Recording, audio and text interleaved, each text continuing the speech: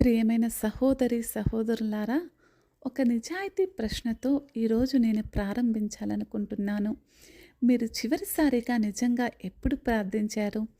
5 నిమిషాల ప్రార్థన కాదు, 2 మాటల ప్రార్థన కాదు, నిద్రలోకి వెళ్ళే ముందు చెప్పే రొటీన్ ప్రార్థన కూడా కాదు. మీరు చేస్తూనే ఉన్న పనిలో దేవునిని అనుభవించిన చివరి క్షణం ప్రార్థన ఎప్పుడు చేశారు? ఈ ప్రశ్న ఎందుకు అడుగుతున్నానంటే, ఈ కాలంలో చాలామంది ఇలా అంటున్నారు, బ్రదర్ ప్రార్థించాలనుకుంటున్నాను కానీ టైం లేదు బ్రదర్, సిస్టర్ నేను కూడా అలానే అనుకుంటున్నాను.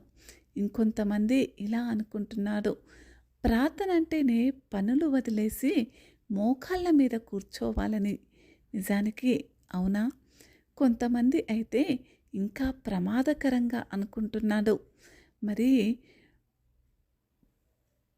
నిర్లక్ష్యంగా ప్రార్థిస్తే అది పాపం అనుకుంటున్నారు. పని చేస్తూ ప్రార్థిస్తే అది ఇంకా పెద్ద పాపం అనుకుంటున్నాడు. ప్రియురాలా, ఈ మాట వినిపించినప్పుడు అది ప్రార్థన మీద దాడి కాదు, కానీ అది దేవునితో మన సంబంధం మీద దాడి. కాబట్టి ఈరోజు ఈ ప్రశ్నకు నేను సమాధానం ఇవ్వబోతున్నాను. పని చేస్తూ ప్రార్థించవచ్చా? మరి ఈ ప్రశ్న వినిపించినప్పుడు ఇది ప్రార్థన మీద సందేహం కాదు, కానీ ఇది దేవునితో మన సంబంధం మీద వచ్చిన అలసట అని చెప్పొచ్చు. ఈరోజు దేవుడు మనల్ని అడుగుతున్న ప్రశ్న ఇది ఏంటంటే, నీ జీవితంలో నేను అతిథినేనా లేక నివాసం ఉండే వాడినా అని దేవుడు మిమ్మల్ని సూటిగా అడుగుతున్న ప్రశ్న ఇది. తెస్సలోనికీయులకు రాసిన 5 అధ్యాయం మొదటి పని చేస్తూనే ప్రార్థన సరిపోతే యేసు ఎందుకు ఒంటరిగా ప్రార్థించాడు? ఇది చాలా ముఖ్యమైన విషయం. యేసు 2 రకాల ప్రార్థనలు చేశాడు.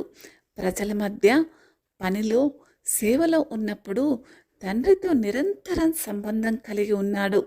రెండో ప్రార్థన, ఒంటరిగా వెళ్ళి ప్రత్యేకంగా ప్రార్థించినప్పుడు శక్తిని నూతన పరచుకోవడానికి తను ప్రార్థిస్తూ ఉన్నాడు. ఒకటి మరొక దానికి మరి ప్రత్యామ్నాయం ఏమాత్రము కాదు.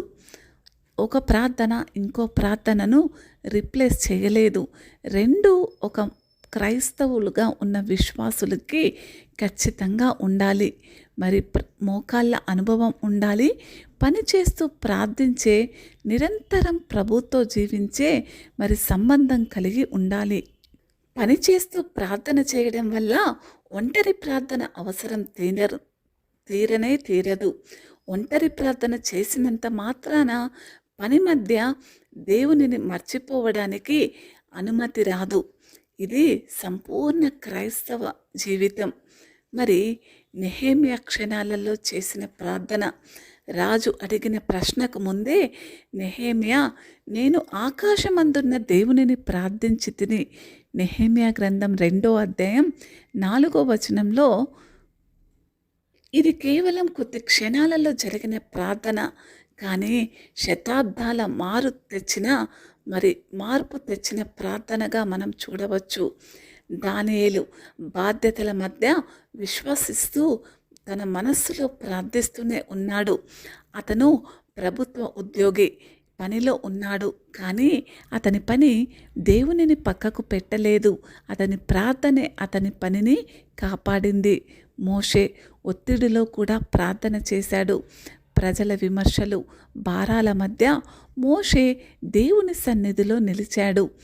దేవుడు ముందుంటే బాధ్యతలు భారంగా ఉండవని నిరూపించాడు.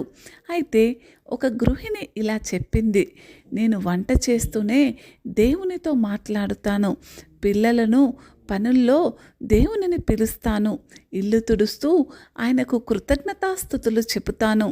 ఆమె పని తగ్గలేదు, కానీ ఆమె మనశ్శాంతి పెరిగింది. ఇది నిజమైన ప్రార్థనా జీవితమని నేను ఈరోజు మీతో మరి నా అనుభవం ద్వారా కూడా సెలవిస్తున్నాను. దేవుని సన్నిధి అభ్యాసమైపోవాలి. మరి ఒక బ్రదర్, లారెన్స్ అనే బ్రదర్ అంటున్నాడు, నేను వంటగదిలో ఉన్నా దేవుని సన్నిధిలోనే ఉంటున్నాను. ఇది ఏం చెప్తుందంటే, దేవుడు నీ పనికి అడ్డంకి కాదు, దేవుడు నీ పనికి అభిషేకమని. మరి యేసు హెచ్చరిస్తున్నాడు, ఐహికమైన ప్రతి విచారాలు కూడా మీ హృదయంలో భారంగా చేయనీయకండి. ఈ రోజుల్లో పని పెరిగిందని, ప్రార్థన తగ్గిందని, ఒత్తిడి పెరిగిందని, ఆనందం తగ్గిందని కారణం ఒక్కటే, ఏంటంటే మన పనిలో దేవుడు లేడు. ఎప్పుడైతే నీ ప్రతి పనిలో నేను ఉదయకాలం స్తుతికూటంతో మొదలుపెట్టి మరి స్తుతి ఆరాధన అంతా కూడా చెప్పి కీర్తన ధ్యానించిన తర్వాత ప్రేయర్ లైన్లో అనేకులతో కూడుకొని మరి ఆ కీర్తన వారికి వినిపించిన తర్వాత నా పనులు మొదలుపెట్టిన ఆ క్షణం నుంచి మరి దేవునితో నా హృదయంలో నేను చేసే ప్రతి పనిలో కూడా ప్రార్థిస్తూనే ఉంటాను. మరి అదేవిధంగా మీరు కూడా మీ ప్రార్థన జీవితాన్ని కట్టుకోవాలని మనవి చేస్తున్నాను. ప్రార్థన చేయడానికి టైం కావాలి అని అనుకోకండి. దేవునితో ఉండాలని నిర్ణయించుకోండి. ఈ నిర్ణయం కావాలి అంతే. ఈరోజు దేవుడు నీతో ఇలా అంటున్నాడు, నన్ను నీ పనుల మధ్యకు తీసుకునిరా. ఈరోజు నీ పని మొదలుపెట్టే ముందు ఇలా చెప్పు, ప్రభువా నీవు ముందుండి నన్ను నడిపించు. పని చేస్తూనే ఇలా అనుకో, ప్రభువా నేను ఒంటరిగా లేను. పని ముగిసిన తర్వాత ఇలా చెప్పు, ప్రభువా నీకు స్తోత్రము అని. ఈ లైన్ గుర్తుపెట్టుకో ఎప్పటికైనా. ఏ మాట అంటే, ఈరోజు నీవు నీ పనికి ముందు మోకాళ్ళు వంచితే రేపు నీ పని నీ ముందు మోకాళ్ళు వంచుతుంది. నువ్వు చేసే పని ఏదైనా సరే మొదటగా ప్రార్థన చేసి మొదలుపెట్టు, ప్రార్థనతో నడిపించు, ప్రార్థనతో ముగించు. దేవుని సంబంధాన్ని, దేవుని హస్తాన్ని నీ పనిలోకి తీసుకువచ్చినప్పుడు ఖచ్చితంగా అది ఇంటి పని, వంట పని, ఇంకే పనైనా సరే ఖచ్చితంగా దాని ద్వారా మీరు మరి దేవునికి ఆయన నీ ద్వారా నీ పనిలో నీకు విజయం ఇచ్చి ఆయన నామానికి మహిమ తెచ్చుకోవడం జరుగుతుంది ఖచ్చితంగా. అందుకే క్రైస్తవులైన మీ అందరితో కూడా నేనేమని వేడుకుంటున్నానంటే, విశ్వాసిగా ఉంటున్న మీరు నిరంతరం ఆయన సహవాసంలో ఉండడానికి పని చేస్తూ కూడా ప్రార్థన చేయవచ్చని మనవి చేసుకుంటున్నాను. ప్రైజ్ ది లార్డ్ అండి.